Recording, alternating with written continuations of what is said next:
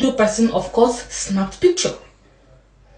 The thing is that, listen to his word. He said, AY is not my friend and we have never snapped picture.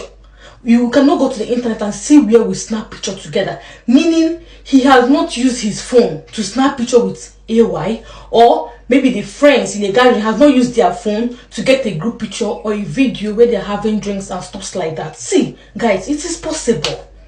It is possible that he has not snapped picture with AY. It is possible that he thinks that if you go to the internet, you will never see any picture because he has never snapped picture personally with AY with his phone, or when any of his friends snapping picture together with AY.